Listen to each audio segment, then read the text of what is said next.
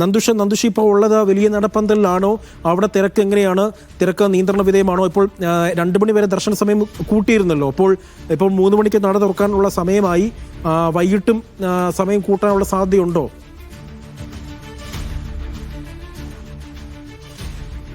ഈ ഒരു സാഹചര്യത്തിൽ ദർശന സമയം കൂട്ടിയിട്ട് പോലും ആളുകളെ തിരക്ക് നിയന്ത്രിക്കാൻ പൂർണ്ണമായി കഴിയുന്നില്ല എന്ന് പറയേണ്ടി വരും. കാരണം 4 മണിക്കൂർ അല്ലെങ്കിൽ 5 മണിക്കൂറോളം ഈ നടപ്പന്തലിൽ മാത്രമാണ് ഈ ആളുകൾക്ക് കൂടി നിൽക്കേണ്ടായി വരുന്നത്. ആ സാഹചര്യം ഒഴിവാക്കാൻ ഇതുവരെയും കഴിഞ്ഞിട്ടില്ല. അത് കഴിയണമെങ്കിൽ ഇനി 3 മണിക്ക് അല്ലെങ്കിൽ 3 മണിയോടുകൂടി നട തുറക്കണം. നട തുറന്നാൽ അതിവേഗം ദർശനം നടത്താനുള്ള ക്രമീകരണങ്ങൾ ഉറപ്പാക്കിയിട്ടുണ്ട് എന്നാണ് അല്പം മുമ്പ് പോലീസുമായി സംസാരിച്ചപ്പോൾ മനസ്സിലാക്കാനായത്. എങ്കിൽ പോലും ഈ 18-ാം പടി വഴി ഇത്രയധികം ആളുകളെ കയറ്റി വിടുന്നതിൽ പരിമിതികൾ നിലനിൽക്കുന്നുണ്ട്. ആ പരിമിതികളിൽ കൂടി തന്നെ ഈ ആളുകളെ ഒക്കെ തന്നെ കയറ്റി മുകളിലേക്ക് എത്തിക്കേണ്ട ഒരു സാഹചര്യമുണ്ട്. അത് എത്രത്തോളം പ്രായോഗികമാണ് എന്ന കാര്യത്തിലാണ് ഇപ്പോൾ സംശയം നിൽക്കുന്നത്. എന്നാലും നിലവിൽ സന്നിധാനത്തിന് താഴെ, അതായത് 18-ാം പടിക്ക് താഴെയുള്ള ആ തിരുമുറ്റം മുതൽ നിലവിൽ മരക്കൂട്ടം വരെ ആളുകൾ തിങ്ങി നിറഞ്ഞു നിൽക്കുകയാണ്. അതിനോടൊപ്പം പമ്പയിൽ നിന്നും ആളുകൾ കയറുന്നുണ്ട്. പമ്പയിൽ നിന്നും ആളുകൾ കയറി വരുന്ന ആളുകളും മരക്കൂട്ടത്തിന് മുൻഭാഗത്തായി വിവിധ നടപ്പന്തലുകളും കാത്തുനിൽപ്പ് കേന്ദ്രങ്ങളിലും ഒക്കെ തങ്ങിക്കൂടി നിൽക്കുകയാണ്. അവരെ കൂടി സന്നിധാനത്തേക്ക് എത്തുമ്പോഴേക്കും ഇപ്പോൾ കാണുന്ന ഈ തിരക്ക് അതിന്റെ ഇരട്ടിയേക്ക് മാറുന്ന ഒരു സാഹചര്യമുണ്ട്. അത് തന്നെയാണ് ഏറ്റവും വലിയ വെല്ലുവിളിയും ആകുന്നത്. ഏതായാലും ഇപ്പോൾ നിലവിൽ അവർക്ക് കുടിവെള്ളവും ലഘുഭക്ഷണ വിതരണവും ഒക്കെ നടത്തി തുടങ്ങിയിട്ടുണ്ട്.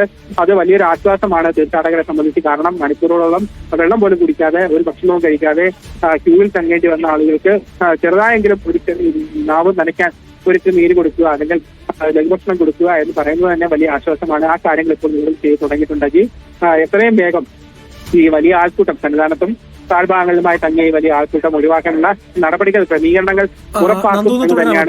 Devaswom board president K Jayakumar IAS നമുക്കൊപ്പമുണ്ട്. സാർ, ഈ തിരക്ക് ഏത് തരത്തിൽ നിയന്ത്രിക്കാനാണ് ഇപ്പോൾ പദ്ധതി ഇട്ടിരിക്കുന്നത്?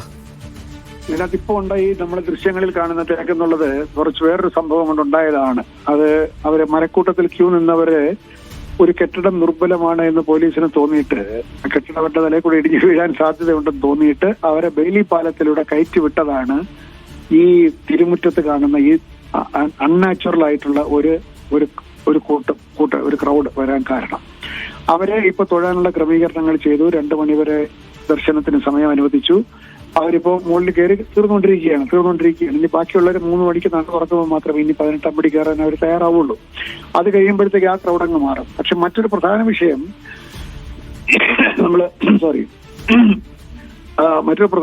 നമ്മളെ ഈ വിർച്വൽ ക്യൂവിലൂടെയും സ്പോട്ട് ബുക്കിങ്ങിലൂടെയൊക്കെയാണ് ആളുകളെ നിയന്ത്രിക്കുന്നത് അല്ലെങ്കിൽ ക്രമീകരിക്കുന്നത്. അപ്പൊ 70,000 പേരായപ്പോൾ മറ്റേ ഓൺലൈൻ ബുക്കിംഗ് നിർത്തി ബാക്കി സ്പോട്ട് ബുക്കിംഗ് എന്ന് പറയുമ്പോൾ സ്പോട്ട് ബുക്കിംഗ് എന്നുള്ളത് അനിയന്ത്രിതമായിട്ട് കൊടുത്തതിന്റെ ദോഷം കൂടി ഉണ്ടെന്ന് എനിക്ക് തോന്നുന്നു. ഇഷ്ടംപോലെ ആളുകളെ കയറ്റുക എന്നുള്ളതല്ല സ്പോട്ട് ബുക്കിങ്ങിന്റെ കാര്യം. അത് ഇതുവരെ ഒരു ക്രമീകരണം ഉണ്ടായിരുന്നില്ല. ഇങ്ങോട്ട് നമ്മളിപ്പോ തീരുമാനിച്ചിരിക്കുന്നത് 20,000 പേർക്കേ സ്പോട്ട് ബുക്കിംഗ് കൊടുക്കാൻ പറ്റുള്ളൂ. 20,000 കവിഞ്ഞു പോയാൽ അടുത്ത ദിവസത്തേക്ക് മാറ്റണം. അത് അങ്ങനെ നിലയ്ക്കലിൽ, അപ്പൊ പമ്പയിൽ വന്നവര് പോവില്ല, അവർ വന്ന് കയറണം. അപ്പൊ നിലയ്ക്കലിൽ തന്നെ സ്പോട്ട് ബുക്കിങ്ങിന് 7 അഡീഷണൽ കൗണ്ടറുകളും ഈ ഇൻഫർമേഷനും, അതായത് 20,000 പേരായി നിജപ്പെടുത്തുകയാണ്. അത് കവിഞ്ഞു പോയാൽ നിങ്ങൾക്ക് അടുത്ത ദിവസമേ ദർശനം തരാൻ സാധിക്കൂ എന്നുള്ള നിലയ്ക്ക് അവരെ പറഞ്ഞു പോയിട്ട്, പിന്നെ എമർജൻസി കേസൊക്കെ നമ്മൾ അനുവദിക്കും കേട്ടോ, ഇല്ലെന്നല്ല. അതാണ് 20,000. സാറേ, ഇതിനകത്തെ ഈ മുൻ വർഷങ്ങളിലൊക്കെ കേന്ദ്രസേന നമുക്ക് വിന്യസിച്ചിട്ടുണ്ടായിരുന്നല്ലോ. അപ്പോൾ വന്നുകൊണ്ടിരിക്കുന്നത് നാളെ 50 പേര് വരുന്നതാണ് എനിക്കിപ്പോ കിട്ടിയ വിവരം. ഞാൻ ചോദിച്ചു, 50 പേരെ വരത്തുള്ളൂ. നാളെ ഫസ്റ്റ് ബാച്ചിൽ 50 പേര് വരുന്നു എന്നാണ് ഇപ്പൊ എന്നോട് പറയാം. അത് മതി, ഞാൻ പറഞ്ഞിട്ട് ഫുൾ ബാച്ചിന് വേണ്ടി കാത്തിരിക്കണ്ട, ഉള്ളവർ വരട്ടെ, 50 പേര് വരട്ടെ. നാളെ വരും. NDRF നാളെ ഇനി മറ്റന്നാളാവും അറിയില്ല, നാളെ വരുന്നാണ് പറഞ്ഞത്. ഈ മുൻ വർഷങ്ങളിലൊന്നും സാറിന് അറിയാമല്ലോ, ഇപ്പൊ ഇത്രയും തിരക്കൊന്നും അവിടെ ഉണ്ടായിട്ടില്ല. ആദ്യമായിട്ടാണ് ഇത്തരത്തിലൊരു തിരക്ക്. ആദ്യ ദിവസങ്ങളില് സാധാരണ ഇത്രയും തിരക്കുണ്ടാവാറില്ല. പക്ഷെ നമ്മളതിനകത്ത് ആരെയും കുറ്റം പറഞ്ഞിട്ട് കാര്യമില്ല. കാരണം ഓൺലൈനിൽ നമുക്കറിയാലോ 20,000 പേര് വരുന്നത്. നമ്മൾ സ്പോട്ട് ബുക്കിംഗ് കൊടുക്കുമ്പോൾ അറിഞ്ഞുകൂടെ ഇത്രയും പേര് വരുന്നുള്ളത്. പക്ഷേ വരുന്നവർ എല്ലാവരെയും കൂടെ ഒരുമിച്ച് കയറ്റിയതാണ് പ്രശ്നം. അവരെ ഇത്ര നിയന്ത്രിക്കണം.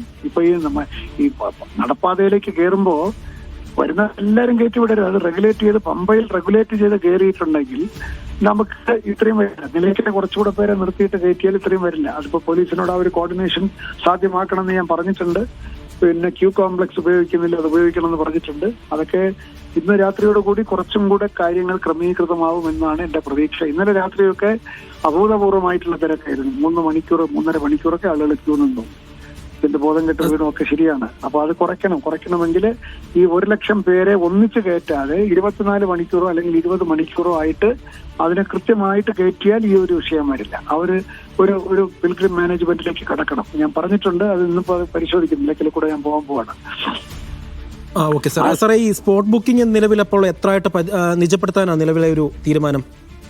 20,000 പേര് സ്പോട്ട് ബുക്കിംഗ്, 70,000 പേര് പിന്നെ online booking, virtual queue booking, അങ്ങനെ 90,000 എന്ന് പറഞ്ഞാൽ 1,00,000 പേര് വരും എങ്ങനെയായാലും.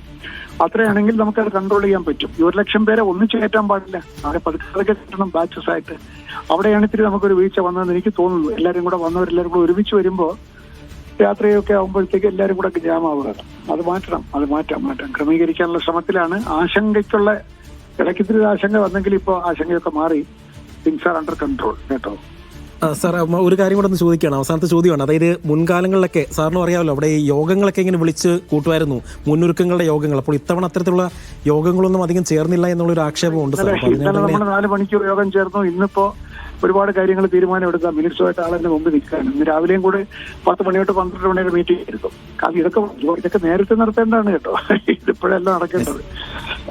ഏതായാലും എനിക്കിവിടുത്തെ കാര്യങ്ങൾ കുറേയേറെ അറിയാമെന്നുള്ളത് കൊണ്ട് ഞാൻ കുറേയേറെ തീരുമാനങ്ങളും എടുത്തിട്ടുണ്ട്. അതെല്ലാം നിലവിൽ വരുന്നതോടുകൂടി എനിക്ക് തോന്നുന്നത് വേറെ കൊച്ചു പ്രശ്നങ്ങളുണ്ട്. മെസ്സിന്റെ പ്രശ്നം, അന്നദാനത്തിന്റെ പ്രശ്നമൊക്കെ ഉണ്ട്. അതൊക്കെ ഓരോരും തീർത്തുകൊണ്ടിരിക്കുകയാണ്. അപ്പോഴാണ് പെട്ടെന്നൊരു ക്രൗഡ് രൂപപ്പെട്ടത്. അത് ഇപ്പോൾ കാര്യങ്ങൾ പതുക്കെ നിയന്ത്രണത്തിൽ വന്നുകൊണ്ടിരിക്കുകയാണ്. ആശങ്കയ്ക്കുള്ള യാതൊരു ഇടവും ഇപ്പോൾ സന്നിധാനത്തിലില്ല.